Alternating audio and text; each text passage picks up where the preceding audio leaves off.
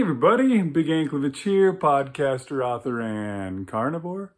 And I'm here with, day 13 of the 365-day Make a Video on Your YouTube channel, Carnivore and Alternate Day Fasting Challenge. Maybe I should just call it Fasting Challenge, because I'm not necessarily going to do alternate day the whole time. Probably do some... In fact, I think this week coming up, I'm going to do 1 meal a day fasting and see how that goes. So today, I checked my blood sugar for the first time, I guess, since Monday. I think Monday was the last time I did it. On Monday, my blood sugar came up at about 190 something. I think it was 199, 196. I don't remember, but still pretty high up there. And today, when I checked my blood sugar, it was at 105. Which, if you know anything about blood sugar and where it's supposed to be, that is smack dab right in the middle of the normal range. Blood sugar at normal range is 130 to 70. And obviously, closer to 70 the better. And yeah, I'm getting pretty darn close to that. That's the cool thing about fasting and carnivore. Is that really, really helps that kind of stuff.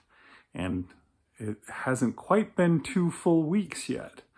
Obviously, since it's day 13, day 14 would be the end of the 2 weeks. So on Monday, that's when I start my 3rd week.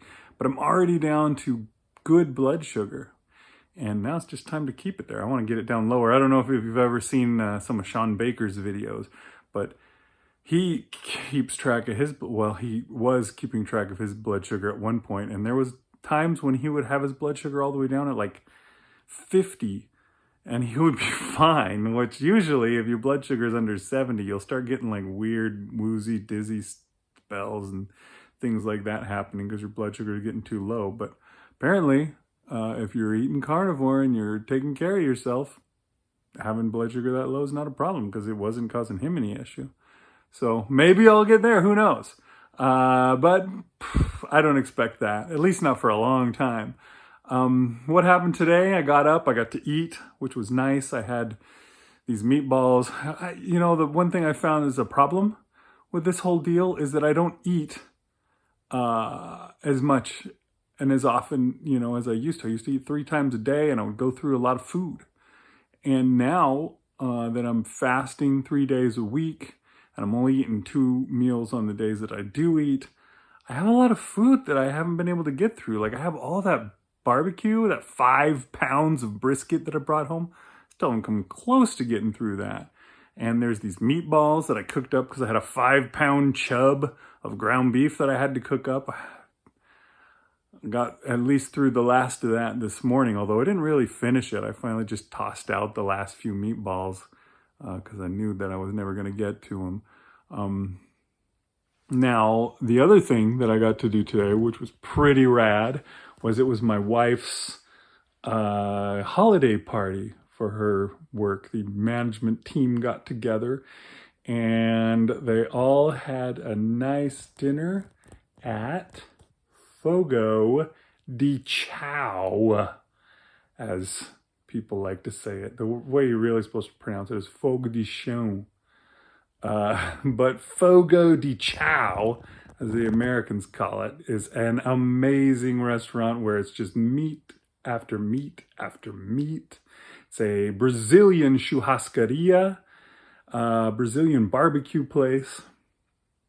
And they have these guys with various different meats that have been cooking over the spit.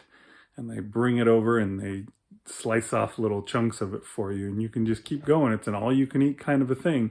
And the best part was it was free because the business paid for it, where my wife works paid for it instead of us. Because it's kind of an expensive place to eat. But yeah, that was rad. I have to say, man, that's the best holiday party I've been to in some time. So pretty glad that I got to go and have some of that. That was really, really nice. And I chowed down, but I didn't overdo it. I didn't eat so much that, my stomach hurt or I felt terrible, which I think I'm pretty good at. I think I'm pretty good at just doing eating what I should and recognizing when I'm actually full. And that's a thing that meat really helps to do, really helps you know when you're full if you're eating meat. Whereas when you're eating carbs and other garbage like that, you know, you can keep stuffing and your stomach's not going to care. Just can be like, yeah, just keep going, because the only thing that'll tell me that I'm full is when I'm stretched beyond capacity. But with meat, there's other things, because it's actual human food that you're eating. It'll tell you when you're full, and so that really works out well. And it does sometimes take some skill or some practice, I guess might be the better word to say, to figure out when you've had enough. But I think I've done this long enough that I guess that's the skill that I have. But anyways, so it's been a good day. We'll see how it goes. All I know is that I'm getting healthy. And that's a good thing. I don't know if I've lost a lot of weight yet. I don't think I really have yet, but it doesn't surprise me too much. I think my body needs to fix itself a lot first before it starts shedding weight. So we'll see how long it takes. But no matter what, I'm getting healthy, and that's the important thing. You should too. If you're not doing something like this, you should check it out. Consider it. All right, folks. Thanks for watching, and I'll see you next time on Big Anklevich on Health.